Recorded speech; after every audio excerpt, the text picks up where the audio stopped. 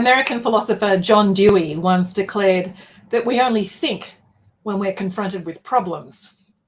He was an education reformer who was born over 150 years ago, and he established the first learning by doing laboratories in Chicago in the US at the end of the 19th century. He was visionary in the way he crafted education so that learners would always be solving problems, always curious, always energized by their learning experiences. Well, it's been a long time since Dewey was around and when he set the ground rules for learning by doing. But here we are, more than a century later, and because of the costs of delivering problem-based learning, we're still locked into a lot of rote learning in the classroom. And even when we do facilitate learning by doing, some of the methods that we use for supporting problem solving in education really haven't moved much over the last couple of generations at least. So today, I want to present to you an alternative method of problem solving. And the best bit is that it's not just for the classroom. It kind of can work in any context, from your local community or your biggest corporate enterprise. It's something that I've been doing as a strategist and an educator for at least the last decade, and it's called a hackathon. So many argue that Gandhi's 1929 design competition for sustainable communities was probably the precursor of what we now know as a hackathon. But it wasn't until probably the mid-1990s, when the World Wide Web was being established, that we started to formally bring together small groups of people to help build what became XML code, or one of the languages of the World Wide Web. And it wasn't really until the end of the 90s when Niels Provost coined the word hackathon to describe an event that was focused on cryptographic development for one of the Unix operating systems, OpenBSD. And since then, the concept has really developed immensely, with standards for experiences emerging. And by about the mid-2010s, about then was when hackathons were really popping up all over the world to solve all sorts of problems: social problems, business problems, tech problems, the lot. So it's not really a new idea, and hackathons really have been kicking around for a long time now. And yet there are still people who've never heard of a hackathon, never been to a hackathon, can't even imagine what happens at a hackathon and how it could be used in the classroom or how it could be used in a business concept. But before the end of this talk, I want you to have in your mind a way that you could actually set up your own hackathon for your own classroom, for your training development, for your business, or even in your passion communities. Let's see how we go with that, shall we? So what is a hackathon, and why is it useful as learning by doing?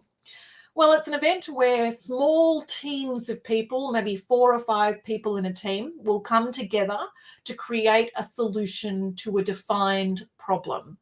And it can happen over a few hours, or a full day, or a couple of days, which is the most common, or even for a full week if you happen to have that much time on your hands.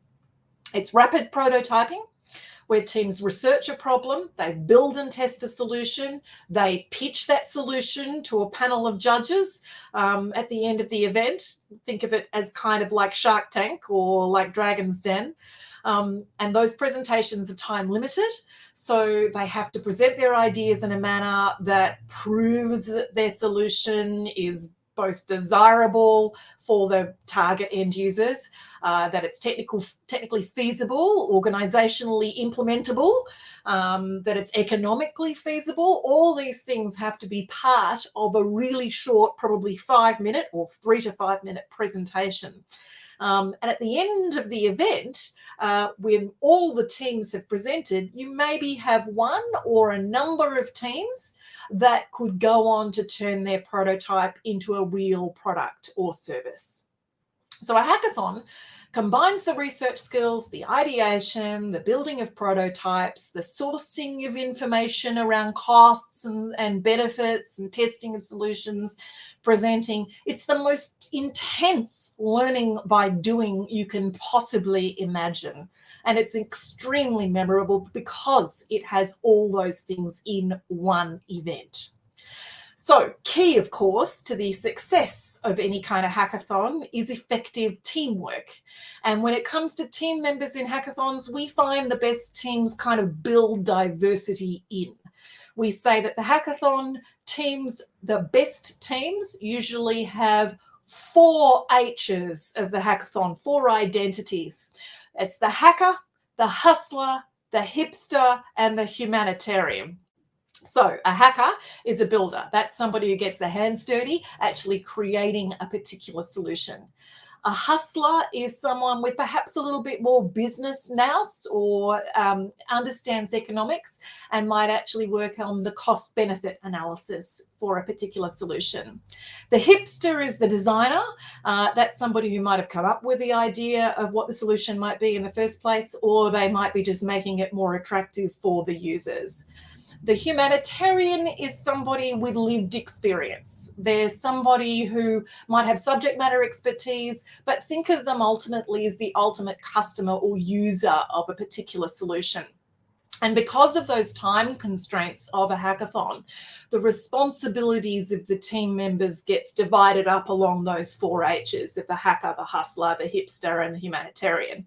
And team members have to rely on each other. They have to respect the contributions of their teammates, and they have to respect the process in order to be able to get the best outcome for a presentation at the end of the event. Hackathons are useful as problem solving and as learning by doing, because the teams just have such a short amount of time to work together. So they have to learn as much as they can about the problem itself. They have to come up with the solution, build it, test it, preferably with beneficiaries of the solution during the course of the event itself. It's prototyping. It's not just theory. So it's not just talking about a concept from a sort of a distant perspective. It's a quick build to provide a proof of concept rather than just the concept itself. And at the average hackathon, you can get sort of 10 ideas to prototype stage in about 2 days. So it's incredibly efficient.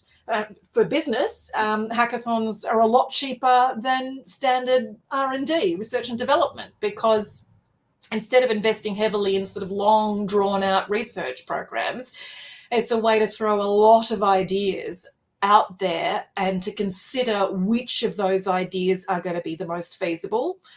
Maybe only 1 or 2 of those ideas are feasible given the constraints of implementation. But instead of spending tens or hundreds of thousands of dollars in research and development for ideas that may still not get off the ground after all, you can come up with some clear evidence in a couple of days that you have a solution that's going to be marketable or that is going to actually work in a particular business context. And even in a learning experience, even among school students, hackathons represent really good value for learning, because through that ideation, through that technical solution development, through some of the economics awareness they develop, through cost-benefit analysis, and even through sort of social communication skills from team negotiation and presenting at the end of the event, students are getting a lot of learning in a single activity. So it's all good value. So with all that value, have you started thinking about how a hackathon could, work for you? What would actually convince you that a hackathon might be valuable? Maybe you need to think about who would be participating for the event. I mean, the greatest thing about a hackathon is really anyone can participate, because it doesn't matter if you have no technical expertise. It doesn't matter if you have no history of working in business. When you come together as a team, you'll find that your individual expertise will actually start to benefit your team members. So it works for solutions that students build in the classroom. It works for teachers. I've actually run it in the past for helping teachers develop curriculum. I've had it as for community groups that are building for social problems, tackling social problems in the community. And of course, we've used it in businesses, in enterprises for tackling quite significant business problems. So it's a format that takes a short amount of time from your normal working week, and then it creates the best potential impact overall very, very quickly. And it doesn't really matter about the age or the expertise or the cultural history or the personality of the person. Every individual will bring something unique to their team. And of course, the best teams celebrate and capitalize on that kind of difference within the team and create, something great during the course of the event. So have I convinced you yet? Do you want to run a hackathon? How might it work for you? Of course, a lot of the buzz of a hackathon comes from getting together with other people. So hackathons have normally been run face-to-face. But of course, during the pandemic, a whole range of platforms and resources have been developed over that time to facilitate remote but real-time collaboration. So you don't even have to be in the same space anymore, where you used to be able to have to be in a single place over the course of a weekend for a hackathon event. You can design hackathons for maximum engagement regardless of where people are now. And you can even do hybrid events. They're hard, where some people are online and some people are in the room, but it is possible to do. And in our experience, a standard smartphone can be used for connecting to team members and even for physical product demonstrations if necessary during a pitch at the end of the event. So I'm hoping by now you've got a clear idea of how you might bring a hackathon to life. Of course, it comes down to logistics. It does take a bit of time to plan for a hackathon event. For business, we usually recommend about a 6 to 8 week planning cycle for a hackathon. It takes about that long to sort of set up the problem that's worth solving and to create the resources that you need to ensure that people have the best experience at the hackathon itself. Same with community events, where you're recruiting people from the public to participate in the hackathon itself. It takes a couple of months, really, for people to put aside weekends or periods of time that they can actually dedicate to focus on the problem, because it really is one of those, it's that rapid prototyping, it's condensed participation. So you've got to give people the time to prepare for that kind of event.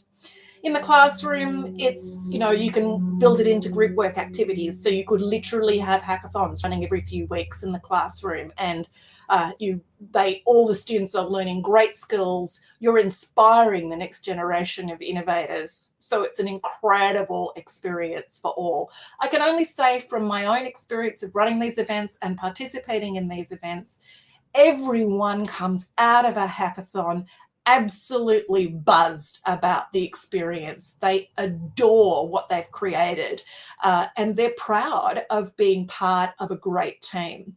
So, it comes down to this.